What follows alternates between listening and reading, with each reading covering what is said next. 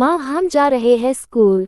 रोहन घर से बाहर की तरफ जाते हुए माँ से बोला, ठीक है बेटा संभल के। माँ रोहन से बोली पर तब तक रोहन और छोटा भाई टोनी बाहर निकल चुका थे। रोहन 2 या 3 मिनट इंतजार किया होगा, तब तक बस आ गई और वो बस में बैठ गया। चल बैठ जा, खड़ा क्यों है? रोहन अपने भाई को बोला। तो टोनी बैठ गया। भाई धक्का क्यों मार रहे हो? मैंने कब धक्का मारा? भाई अभी भी आप धक्का मार रहे हो, अचानक में टोनी बोला। टोनी, मैंने कहा धक्का मारा, रोहन बोला। फिर रोहन को कुछ महसूस हुआ, उसके बगल में शायद कोई बैठा, पर देखा कुछ नहीं। सिया तुम? रोहन धीरे से बोला। हाँ आज मैं भी तुम्हारे स्कूल जाऊंगी। तुम मेरे स्कूल कैसे? भाई आप क्या फुसफुसा रहे हो? सारे बच्चे आपको देख रहे हैं। टोनी हंसते हुए बोला, नहीं नहीं कुछ नहीं। फिर उसने धीरे से सिया से बोला, वापस जाओ, मैं स्कूल से वापस आऊंगा फिर मिलूंगा तालाब के पास। ठीक है, सिया बोली, पर मैं आज नहीं तो कल स्कूल तो मैं भी जाऊंगी। और फिर सिया वहां से गायब हो गई। माँ घर में अकेली थी और किचन में काम कर रही थी। पापा अपने जॉब पर थे, मैं और टोनी स्कूल। माँ को गाना गाने का बहुत शौक था, वो काम करते करते गुनगुना रही थी। अचानक में किचन में रखा फ्रिज का दरवाजा अपने आप खुल गया और उसमें रखा हुआ आइसक्रीम का एक कप अपने आप हवा में बाहर आ जाता है। माँ घबरा जाती है और चिल्लाकर बाहर ड्राइंग रूम में आती है। पीछे पीछे आइसक्रीम भी हवा में लहराता हुआ बाहर आता है और एक सोफे के पास ठहर जाता है। माँ घबराते हुए चिल्लाती है, पर उनकी आवाज़ किसी बाहर वाले को सुनाई नहीं देती है। माँ की आंखें फटी की फटी तब रह जाती है जब धीरे धीरे आइसक्रीम खत्म होने लगता है। ये देखकर माँ के होश उड़ जाते हैं और माँ वही धड़ाम से फर्श पर गिर जाती है। भूत भूत, अरे मैं भूत नहीं हूँ आंटी, सिया बोलती। इससे पहले माँ बेहोश थी। मैं मतलब रोहन भाई के साथ जब घर आता हूँ तो माँ को इस हालत में देखकर अपने भी होश उड़ जाते हैं।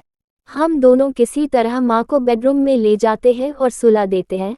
मैंने कुछ नहीं किया रोहन। अचानक में रोहन के कानों में सिया की आवाज़ आई।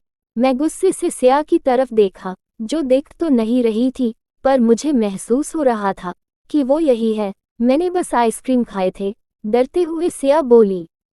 मुझे भूख लगी थी तो मैंने फ्रिज से निकालकर आइसक्रीम खाए और माँ ने देख लिया। मैंने अपने सिर पर हाथ मारा, क्या जरूरत थी? कब? शांत एक जगह बैठो या जाओ यहाँ से। सिया शांत वही बेड पर बैठ गई। माँ को होश आया तो वो चिल्लाने लगी, भूत भूत, रोहन यहाँ भूत है बेटा, भूत। अरे माँ कुछ नहीं है, भूत भूत। चुप कर, तुझे नहीं पता। पापा को फोन लगा जल्दी। और मैं पापा को फोन लगाता इससे पहले पापा आ गए और आते ही बोले, क्या हुआ तुम्हें? फिर माँ ने सारी बात बताई। मैंने भी सुना और सिया भी सुन रही थी। ठीक है, मैं आज ही किसी ओझा बाबा से मिलता हूँ। मैं कहती थी न कि रोहन के शरीर में भी वही भूत रहा होगा। ये जगह ही ठीक नहीं है, यहाँ के लोग भी अजीब है, पता नहीं क्या जादू टोना और भूत है इस घर में।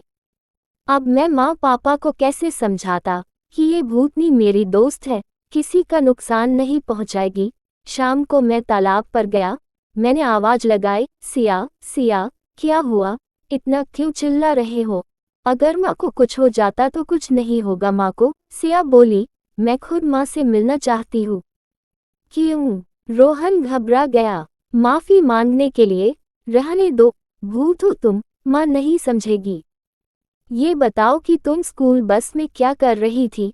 मुझे भी स्कूल जाना था। क्यों? तुम भूत हो, तुम क्या करोगी स्कूल जाकर? मैं भी उसी स्कूल में पढ़ती थी रोहन अवाक से रह गया। मैं 2 साल पहले उस स्कूल में पढ़ती थी, मेरी यादें जुड़ी है उस स्कूल से। मतलब 2 साल पहले तुम उस स्कूल में पढ़ती थी, तो रहती कहाँ थी? यही जहाँ तुम आज रहते हो, उसी घर में, इसी तालाब पर मैं आती थी, उसी बस से मैं जाती थी, वही बस ड्राइवर अंकल मुझे ले जाते थे। मैं आज भी उन्हें पहचानती हूँ। तो तुम भूत कैसे बनी? उसी स्कूल में मेरी मौत हुई थी। सिया रोने लगी, सुबकने की आवाज़ मेरे कानों तक पहुँच रही थी। क्या हुआ सिया? तुम रोने क्यों लगी? मैं बहुत चंचल और मासूम सी स्टूडेंट थी रोहन, पढ़ने में बहुत तेज। अक्सर मुझे टीचर लोग चॉकलेट या टॉफ़ी देते थे, मुझे प्यार मिलता था दूसरे स्टूडेंट्स की अपेक्षा।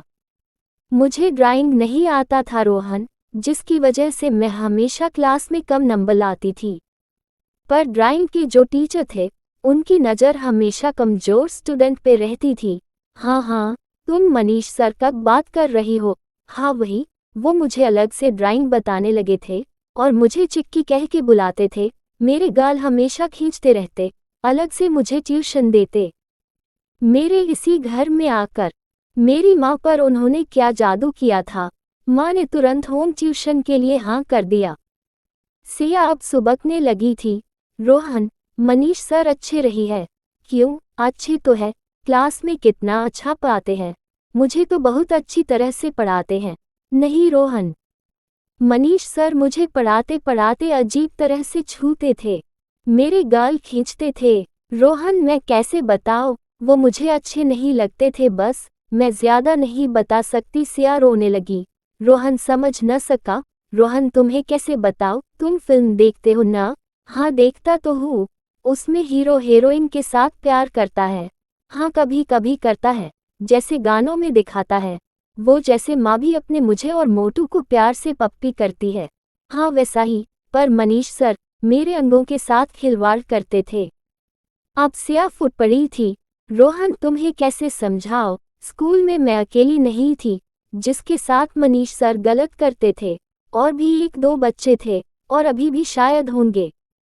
अब रोहन थोड़ा थोड़ा समझने लगा था, उसे एहसास होने लगा था कि किस गंदे नज़र की बात कर रही है सिया, किस तरह की छूने की बात कर रही है। रोहन का सोचकर रूह कांप गया था। सिया तुमने शिकायत क्यों नहीं की? आज तक तुमने किया है क्या? क्या मतलब? मतलब कल जो मेरे साथ हुआ था, आज वही किसी और का साथ हो रहा होगा, तो आज तक किसी ने नहीं की। मतलब मनीष सर बहुत ही चालाक और चतुर है। क्या मतलब? तुमने अभी तक नहीं बताया, आखिर भूत कैसे बनी? आगे की कहानी अगले भाग में। Thank you.